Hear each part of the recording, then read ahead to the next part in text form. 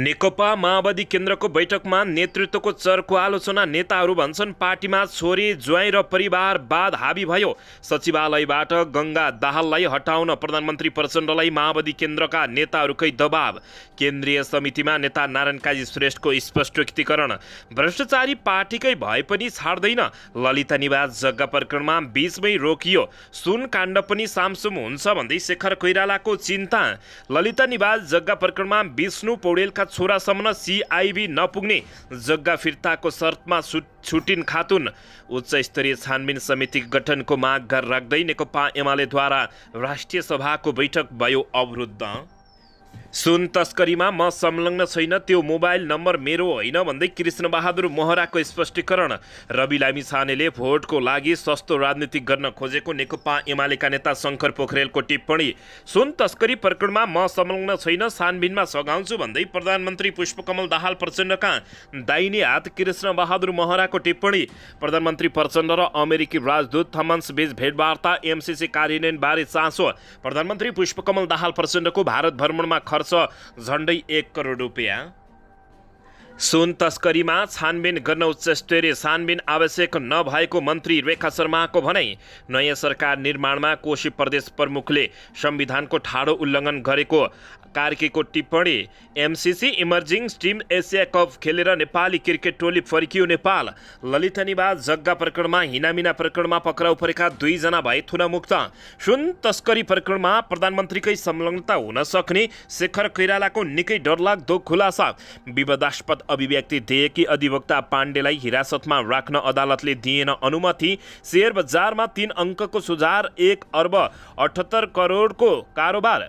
भन्सार जाँचपासमा कडाई गर्न अर्थमन्त्रीको निर्देशन। के दिए त निर्देशन, यसबारे सम्पूर्ण जानकारी।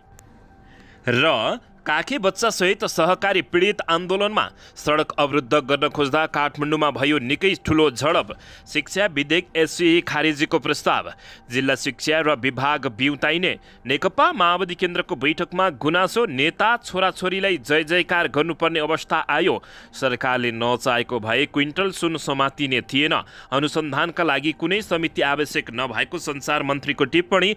माओवादी बैठकमा नारायण काजी श्रेष्ठको गुनासो। सरकारका राम्रा कामको प्रचार गर्न नेताहरूले कन्जुसाइ गरे। अब हेर्नुहोस् पुरा समाचार। दर्शकबिन नमस्कार, तपाईहरू यति बेला युवा नेपाली युट्युब च्यानल हेर्दै हुनुहुन्छ। दर्शकबिन यदि हाम्रो च्यानल युवा नेपालीसँग अझै पनि सब्सक्राइब गरेर जोडिनु भएको छैन भने सब्सक्राइब गरी जोडिनुहोला, साथै सँगै रहेको बेल आइकनलाई दबाउन पनि नभुल्नुहोला।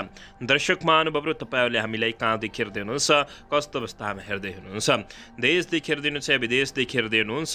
यदि तपाईँहरूले हामीलाई रेगुलर हेर्नुहुन्छ भने रेगुलर र पहिलोपटक हेर्दै हुनुहुन्छ भने पहिलोपटक भनी कमेन्ट बक्समा गई कमेन्ट गर्न नभुल्नुहोला। आउनुहोस् दर्शक महानुभावहरू, आजको पहिलो खबरतर्फ लागौँ।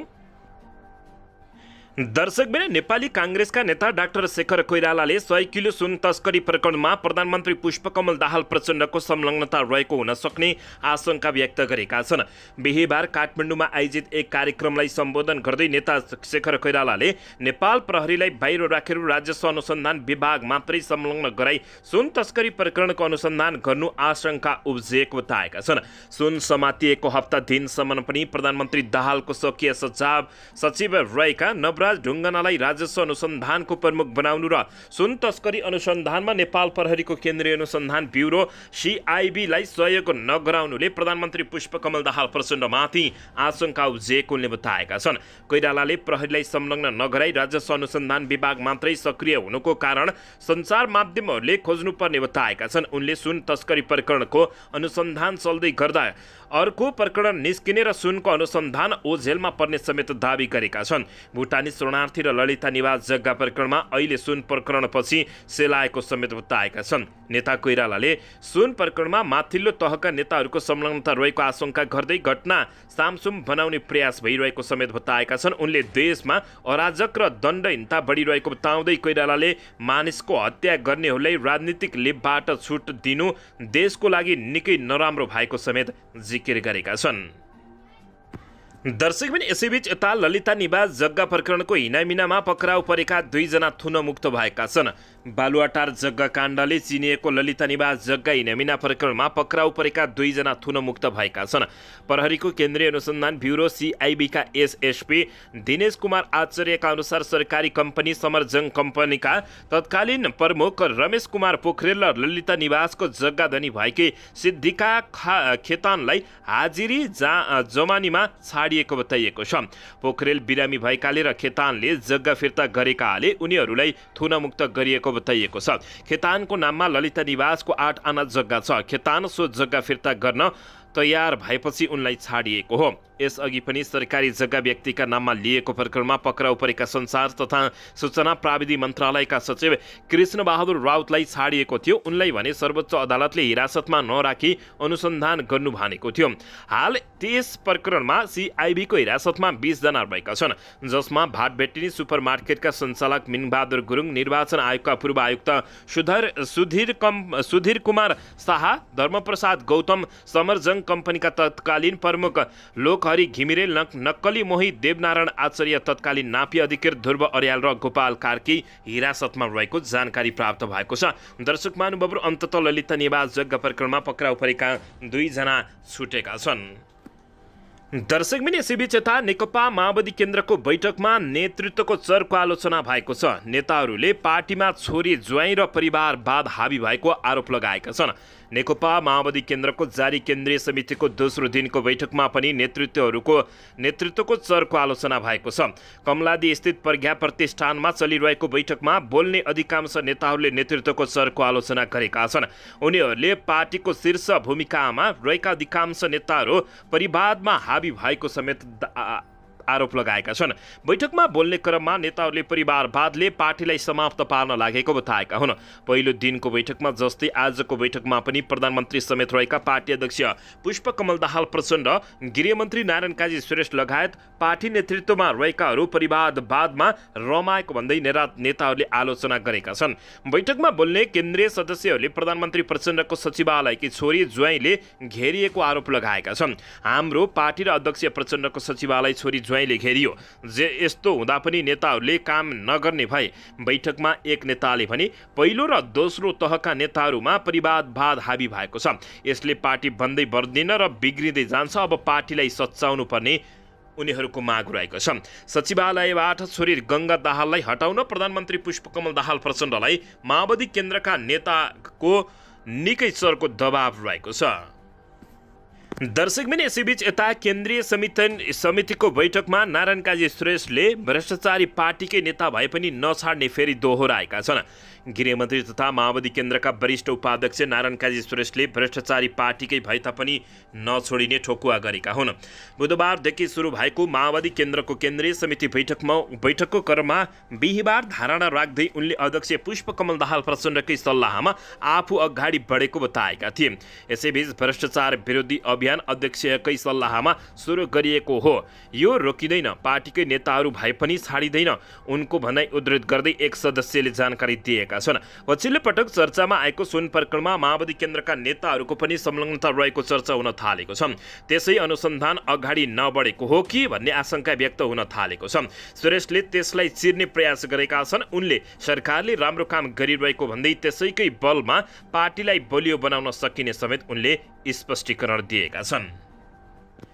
दर्शकबिन यसैबीच यता सुन तस्करी प्रकरणमा उच्च स्तरीय छानबिन समिति बनाउन माग गर्दै नेकपा एमाले राष्ट्रिय सभाको आजको बैठक पनि अवरुद्ध गरेको छ। बिहिबार राष्ट्रिय सभा बैठक सुरु हुने बित्तिकै नेकपा एमालेका सांसदहरूले उठेर विरोध जनाएका थिए। सो क्रममा नेकपा एमाले सांसद भैरव सुन्दर श्रेष्ठले सरकारले सत्य तथ्य छानबिनका लागि उच्च स्तरीय छानबिन समिति बनाएर सांसद राम्रोसँग चल्न दिने वातावरण बनाउनु पर्ने बताएका हुन्। सरकारी सुन तस्करी प्रकरणलाई नेकपा एमाले ठुलो हेरेर बस्ने पक्षमा नरहेको भन्दै उनले उच्च स्तरीय छानबिन समिति नबनाएसम्म कार्यसूचीमा रहेका विषयलाई अगाडि नबढाउने समेत चेतावनी दिएका छन्। सुरेशले पछिल्लो सुन तस्करी प्रकरणमा देखिएको घटनामा हेर्दा सरकारमा रहेका व्यक्तिहरूको संलग्नता र सिटिङ भएको देखिएको समेत उनले आरोप लगाएका छन्। यसैबीच बैठकमा राष्ट्रिय सभाका अध्यक्ष गणेश प्रसाद तिमल सिन्हाले छलफल र वार्ताबाट यस विषयमा निकास निकाल्न सम्बन्धित पक्षलाई आग्रह गरे। उनले सहज रूपमा बैठक सञ्चालन गर्ने वातावरण बनाउन पनि आग्रह गरेका हुन्। राष्ट्रिय सभाका अध्यक्ष गणेश प्रसाद तिमल सिन्हाले पटक पटक आग्रह गर्दा पनि नेकपा एमाले सांसदहरूले उठेर विरोध जनाएपछि उनले साउन 22 गतेसम्मका लागि बैठक स्थगित गराएको जानकारी प्राप्त भएको छ। दर्शकबिन यसैबीच यता नेकपा माओवादी केन्द्रका नेता कृष्ण बहादुर महराले आफू सुन काण्डमा संलग्न नभएको स्पष्टोक्ति दिएका छन्। चिनिया व्यापारीसँग मिलेर इलेक्ट्रोनिक सिगरेट भेप मार्फत सुन तस्करी गरेको आरोप लागिरहेको बेला कृष्ण बहादुर महराले सो स्पष्टीकरण दिएका हुन्। यसैबीच केही दिन यता सञ्चार माध्यमबाट सुन प्रकरणमा मेरो नाम जोडिएर आइरहेको विषय यस अघि नै प्रश्न पारिसकेको जानकारी गराउन चाहन्छु। उनले भने फेरि पनि थप स्पष्ट गर्न चाहन्छु कि यस कार्यमा आफ्नो कुनै पनि संलग्नता नरहेको स्पष्ट पार्छु। महराले भनेका छन्, जहाँसम्म मैले फोन गरेको भनी मेरो नाम र उल्लेख गरिएको फोन नम्बर मेरो नभएको र मैले प्रयोग नगरेको पनि थप स्पष्ट पार्न चाहन्छु, कृष्ण बहादुर महराले बताएका छन्। आवश्यक परे निष्पक्ष छानबिनमा सहयोग गर्ने प्रतिबद्धता जनाउँछु। आवश्यक भ्रमणमा अनावश्यक भ्रममा नपर्न सबैलाई आग्रह गर्दछु, नेकपा माओवादी केन्द्रका नेता कृष्ण बहादुर महराले बताएका छन्। दर्शकबिन यसैबीच यता रवि लामिछानेले भोटको लागि सस्तो राजनीतिक गर्न खोजेको नेकपा एमालेका नेता शङ्कर पोखरेलले आरोप लगाएका छन्। प्रमुख प्रतिपक्षी दल नेकपा एमालेका महासचिव शङ्कर पोखरेलले राष्ट्रिय स्वतन्त्र पार्टीका सभापति रवि लामिछानेले भोटका लागि सस्तो राजनीतिक गरेको टिप्पणी गरेका हुन्। लामिछानेले आफ्नो चुनावी क्षेत्र चितवनमा महिलाको लागि मात्र निशुल्क बस सञ्चालन गरेको बारे पोखरेलले सामाजिक सञ्जाल मार्फत यस्तो टिप्पणी गरेका हुन्। उनले लेखेका छन्, स्वतन्त्र पार्टीका अध्यक्षको अहिलेको कामले भोटको सस्तो राजनीति गर्न खोजेको देखियो।